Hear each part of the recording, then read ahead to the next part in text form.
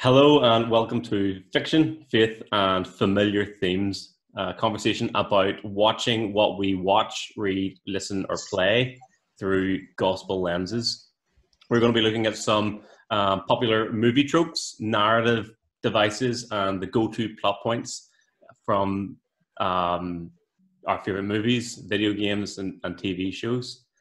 So this week I'm joined by Harry and Michael and Rebekah. Hello. Hello. Hey. And we're going to be looking at maybe one of the most common movie tropes and narrative plot devices that is around, Chosen One. You are the chosen one! So the way this will work is we'll each suggest an example from a movie or a book or a TV show or a game from pop culture and see how this theme appears, how it develops, and where it intersects with the gospel and the Bible. So I'll go first. I have chosen as an example of the chosen one, Kung Fu Panda. Po the panda is the dragon warrior. Legend tells of a legendary warrior whose kung fu skills were the stuff of legend.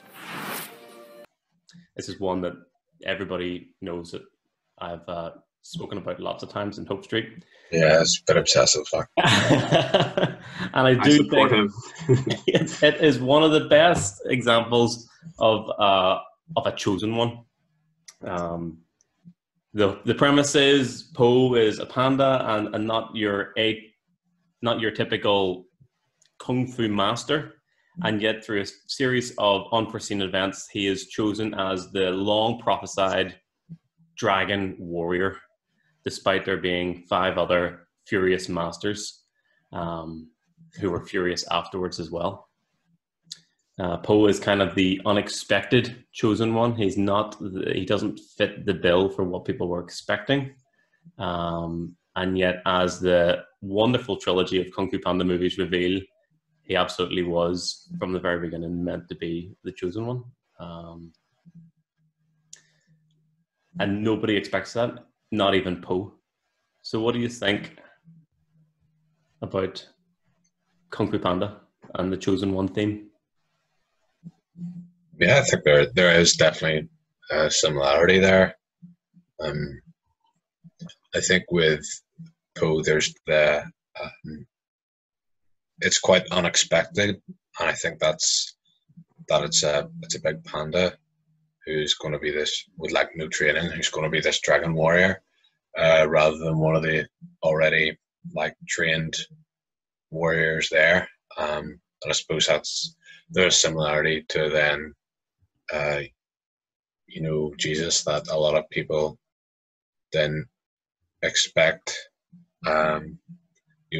They thought they were expecting almost like more of a warrior type figure, and they obviously didn't. The fact he came from Nazareth, which is like coming from Ballymena. So I'm joking. It's worse. Yeah. I think there are a lot of similarities. I think the way it begins with the kind of the 2D animation story is similar. There's this long story when you get to the Gospels of Genesis. This not dragon warrior, but this serpent crusher that's been promised way back at the very beginning in Genesis 3. Someone who's going to defeat evil once and for all. There is a legendariness to this story as people are waiting for this snake crusher to be revealed. And as you said, yeah, Harry, there's times when even his closest friends don't recognize him and have other understandings of a great military warrior or Che Guevara revolutionary. And Jesus subverts that completely. And I think we see that then, that subversion of the expectation of what our great champion is going to be like. We have a true notion that there is going to be this champion, this hero, but then we kind of mold it into our own image and our own preference. And Jesus comes along on the scene, and he's not chasing the Romans out of town, or bringing in some sort of great Davidic, making Israel great again. And yet, I think where I find it disagrees with the gospel lens and the scripture is that Poe isn't aware that he's the dragon warrior. This is if only Poe was like, I am the dragon warrior from the start. You don't get it, but I definitely am. And there seems to be some sort of disconnection there, that he's not even convinced himself. I think you see that the example of in a load of different movies, the likes of the Lego movie with Emmett, he's the master builder, the one that Morgan Freeman prophesies about at the start of it, the Lord Business, but he doesn't realize it himself. And there's this theme of there's an unexpected hero, but they don't even know themselves. Yet what we have in the story is clearly that Jesus knows that he's the hero, and he also is aware that he doesn't fit the mold, kind of like Yoda in Empire Strikes Back, whenever Luke is sent to Dagobah to find a great warrior and Jedi master, and Yoda says, war does not make one great, and just messes with him. Yeah. Yeah, and I think that's a very interesting point you highlight there, that they actually, quite often our heroes, our chosen ones, aren't actually aware of, they aren't aware that they are the chosen one, and even when they are told that they are, they sort of struggle with the kind of, they have to gradually understand their own role and abilities and things like that. Whereas, as you say, Jesus would have known from the very start of his, who he was and his identity. And we see that in Luke's gospel, is it, where you see that one incident of Jesus as a 12-year-old, and he knows. Mm-hmm. So he's not chosen by Uguay at his baptism. It precedes that. Yeah, rather than having it just from the start, here's our hero, here's the chosen one, and they've known all these decades kind of thing. It's always, it pretty much always follows that formula. They have to discover it or change or something like that. Or even believe in themselves. Mm-hmm. Yeah. So my chosen one is Buffy the Vampire Slayer, because I absolutely love it. It's a great TV show. Yeah. Go watch it. It's great. It's class. In every generation, one Slayer is born, because a bunch of men who died thousands of years ago made up that rule. They were powerful men. This woman is more powerful than all of them combined. So Buffy is this teenage girl who was leading quite a normal life, and all of a sudden she finds out she's a vampire slayer, and it's up to her and her alone to fight off all the evil in the world and all the monsters. And something I find quite compelling is the show kind of deals with the negative effects of being the chosen one. So she gets kicked out of school, and she has to move school. It shows kind of the loneliness, and there's some bits in it that I think really mirror the garden. Oh, why is it out of my brain? When Jesus is calling out to God. Garden of Gethsemane. Or Gethsemane. So, so the show is basically each season there's this big bad that Buffy has to fight, and the first season actually she has to go and fight, and she ends up dying, and then obviously comes back to life because there's 10 more seasons. So spoiler alert, sorry guys. But there's this kind of real moment where she's she knows she has to, and she knows it's a good reason. It's good, if she goes and does this, because there's a prophecy about her dying, then she will die. But she's also got the vulnerability of well, hang on, I'm only 16, I want to go and live my life. Mm-hmm. And I think maybe Jesus, I'm not saying Jesus was I'm only 33, I want to go live my life, but like we see in the garden him, like, it wasn't an easy thing he did. It wasn't just like he was like, oh, I'm gonna go get up in that cross and like 3 days later I'll wake up and it's fine. Like there's pain there, and there's like, it's a sacrifice, like it's a proper sacrifice. Yes, proper death. And I think that shows it off. And just like, you know, and you see that quite a lot, you know, she would talk about quite a lot of death as her gift and like that battle there. But one of the, like, linking back to kind of what we were talking about prophecies, was like one of the main things I really liked about Buffy the Vampire Slayer is, and I think other things sometimes fall down, is like we can see where the prophecy comes from. So like the likes of some, there's kind of like this prophecy, but like who is the person that gave the prophecy? You know, who's the higher power? Yeah. And I think some, like, and then you kind of see how meaningless that prophecy is if it doesn't have a higher power. So Like again, the the likes of, sorry? Like the Lego movie. Yeah, like, or like the likes of Harry Potter, again, there's just prophecy, but like we don't know anything really about prophecy. Like we don't know, like, who's this person determining it? Mm-hmm. Like, there's like what, like there's no higher power, there's no kind of authority. Like, well, with like Buffy, it does play into like, well, there were these elders and that's how this prophecy was created, and they're the ones that set it apart. And I like, and there's kind of that this discovery that she goes on. Like when you meet her in the TV show, she already knows she's the chosen one. She's already dealing with that. But like there's kind of this discovery later on in the series where she discovers who chose her and why she was chosen and what that means. And I just find that kind of journey interesting in a way that, like, it's not like, oh, like, I have all these new powers, how exciting. It's like, okay, I have all these new powers and responsibility, great. But where does this come from? And I just find that really, really fascinating. Sounds like, it reminds me of the temptation narratives of Jesus, you know, that kind of decision, do I want the ease or the comfort? Yeah. Do I want to face that, you know, where Satan says, you can have all the nations of the world, all the kingdoms, if you just bow down to me, you know, let's play this out easy, or show yourself, reveal yourself. And you want a hero who has been tested, who has come through that and has demonstrated, you know, that in one sense they've shown a choice, a decision to forgo ease and comfort. Yeah.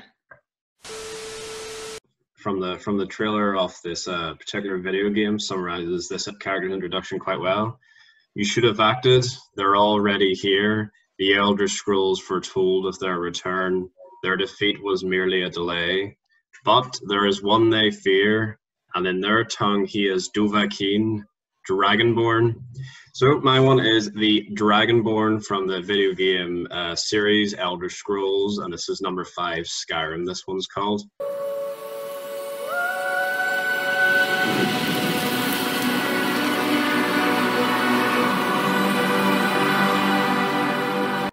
So Skyrim is a sort of mystical land full of various races and beings, and after many centuries of peace, as a prophecy told, once the land was in turmoil, the dragons, who are the sort of harbingers of destruction, would return to the land, and the dragons have indeed returned with their great evil leader Alduin.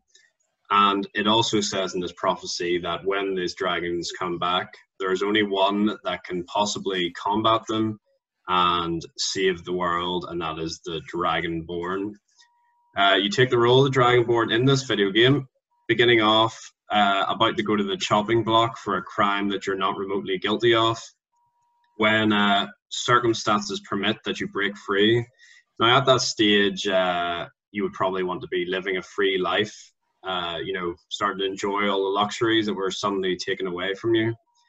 But even though in the game you can obviously avoid doing the main quest of the Dragonborn eventually to finish it, you have to follow your duty. And that's the first quick parallel I thought to Christ, firstly falsely imprisoned, but unlike the Dragonborn, he stayed and saw his fate out. And like in Skyrim, where you have to follow, you have to. There's a duty for you to follow to basically save the land. You could try to delay it, you could try to put it off and avoid it, but ultimately it has to be done. Just like Christ had his path laid out before him, and he, could have sought comfort, could have tried to avoid what lay out ahead of him, but instead he did his duty and followed his path. So the Dragonborn character is he has a dragon's soul within him, and he's also human. So that's the sort of source of this mysterious power he has. He's able to use a lot of the powers that the dragons have in this. And to truly master these powers, he has to go to these people called the Greybeards. And they've been preparing for centuries for his arrival. And upon his arrival, they then teach him about who he truly is and his powers. And we sort of touched on that a bit earlier, where Christ did know who he was already and the full extent of his powers, but he still obviously went, those many, many years before beginning his public ministry. So in a preparation of sorts, I suppose. And in this, and as I said, within this land of Skyrim, the Dragonborn is approached by people in public seeking his help. Some people respect who he is. Some people call him a fake and not the real thing. There's others that pretend to be the true Dragonborn. Just like in Christ's lifetime, there were many people, trying to claim to be the true Messiah before and after he came. And also, like, the people came to Christ seeking help, and Christ was always there to provide the help that they required. And of course, in the end, the Dragonborn follows through with his quest, bringing truly everlasting peace to the land he arrived in. Just like Christ made his sacrifice to bring a peace that's like no other to our universe. It's cool. I like the idea that the Christian life and even the life of Jesus is like a video game, and you can get distracted by side quests. And that's the whole thing. Why the Dragonborn is really interesting. As I said, the difference between this and a movie is that you have these type of games, the RPG games, you have to make choices. So you still, obviously there's the main quest of Dragonborn that must be followed, but as a player they can still make good and bad choices essentially. So and you see that in the Gospels with like the disciples saying to Jesus, we got a whole load of guys here that you could heal and do miracles for, and Jesus says, no, I need to go to the next town and preach, because that's why I'm here. That's the main mission. That's the next level. I can't run around, chasing side quests and loot boxes. Well, that's the whole thing. I said, like, the game of Skyrim I played for a grand total of something like 80 or 90 hours before I actually came back to doing the main quest. So it just shows you, how easy you can get sidetracked and distracted. Yeah. But that's the whole thing, there's all this, you want to go out there and have fun and, oh, look, there's a cool quest over there and there's a place to visit and things to see. Whereas, Christ was very set on his path. And I think that when you get put in a position where you're powerful, just like, like Christ was, with this unbelievable power, and then you have to say, no, I need to do my duty here and also, restrain myself, essentially. Harry, what is your chosen one? So I've gone for Star Wars, and more specifically the prequel trilogy, though I suppose technically, I don't know, maybe it goes through to all of them, but so in the prequel trilogy, there's this idea of this chosen one who's going to bring balance to the Force. You refer to the prophecy of the one who will bring balance to the Force. You believe it's this boy? And there are a few similarities, because like we were saying earlier, he is from a bit of a backwater in Tatooine, which is a place of a hive of scum and villainy. I suppose that's a bit similar to Nazareth. And then also, which is really weird, he's also a virgin birth. He's conceived by the Force. So yeah, I suppose that's also a bit of a similarity to Jesus. But to be honest, apart from the fact that he's a chosen one who's supposed to bring balance to the Force, there's not really that much. There's more difference than similarity, really, when you start looking at it, because there's like people still disagree at who actually is the chosen one. Mm-hmm. Is it actually Anakin? Because he turns to the dark side for like 20 years, turns into Darth Vader and kills loads of people, even though he's redeemed at the end, and I suppose he is the one who ends up killing the Emperor, but then is Luke the chosen one, and then we've got the sequels, so did any of that matter? So now is Rey the chosen one? So Rey Skywalker? Yeah, Rey Skywalker. So there's 3 chosen ones maybe, so there's that. Sorts. Yeah. And then, obviously he turns into Darth Vader, so there's he wants sort of the worldly pleasures in some way, so he wants he wants stuff for himself, and in the end turns bad because of that. So yeah, although there are similarities that there is a chosen one, it does diverge quite a bit. He's more, if Poe the Panda was a completely unexpected chosen one, Anakin's maybe more the disappointing chosen one. Yeah, totally. Yeah. The chosen one gone wrong. Yeah, that would sort of gone wrong, but then redeemed eventually. Yeah, but I suppose it would be like if Jesus had gone with Satan's offer in the wilderness. That's exactly what it'd be like. It's he's the Palpatine figure. Yeah. What's it? Palpatine offers Anakin that he can solve the power over death and to save Padme, his wife, and that is sort of what lures him in. Yeah. And there's also the kind of the abstract prophecy. Yeah, Don't know much about. Yeah, because I even knew this says a prophecy misread. It could have been, and as Rebekah was saying earlier, like they're just you've no idea who says this prophecy. It's just sort of thrown in there. But thousands of years old. And so he's almost trying to live up to that rather than actually fulfilling it, maybe. Yeah. Because Anakin's, because I say he's like blessed with like so much power. It's kind of thing, terrifies people around him. But because he's constantly trying to be guided by so many influences that I think he's really not sure which way he wants to go sometimes. Yeah. And that's why it's probably the biggest criticism I think he gets. And then the Clone Wars animated series I think adds a lot to him as well, that he gives in to his emotions far too much, like anger and things like that, which as Yoda says, the path to the dark side. So he's someone that's so because obviously the Jedi way is kind of to be very calm and collected kind of way, and with all these influences constantly bombarding him, he sort of sways all over the place till eventually he falls in the dark side.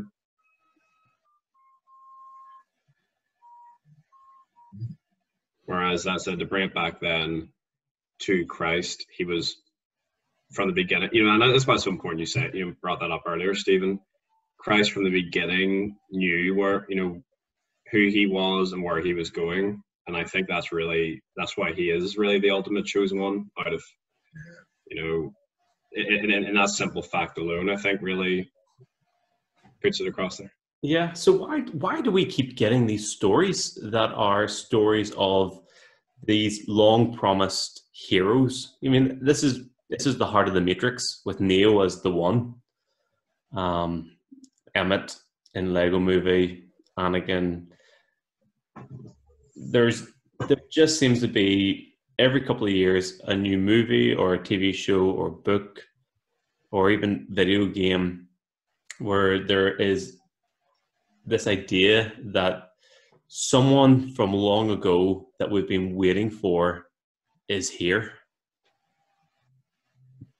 I mean, is that residue truth that is suppressed in the human heart, as Paul says in Romans, that just keeps bubbling up, that we know there is a promised one that we need?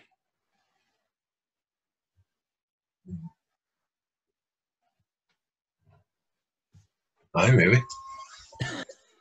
Okay. It's like, it's hard to see the reason for us wanting a chosen one, you know what I mean? Like, well, I guess, but like, other than it for to be a residual truth, like, you know, yes, we might want to be special and stuff like that, what I said earlier, but for us to be waiting for someone and us to like, to watch these people and to want those stories of this person who like is awesome and special and comes about like and is a hero, like we do navigate to heroes and specifically like chosen heroes, so like there has to be something there. Like maybe we're just lazy and want someone else to do the work, or maybe there's residual truth like you said, because like what is the actual reason other than that?